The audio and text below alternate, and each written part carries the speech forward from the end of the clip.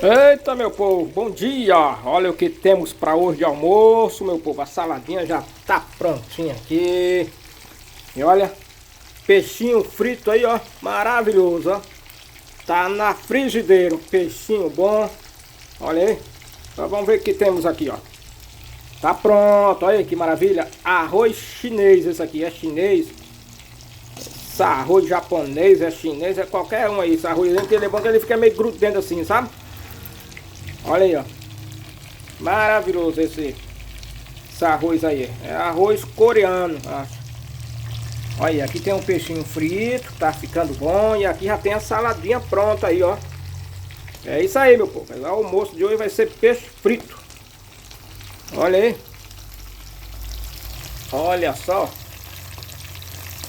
Muito bom. Peixinho frito maravilhoso. E aí tem a saladinha. Bora, bora.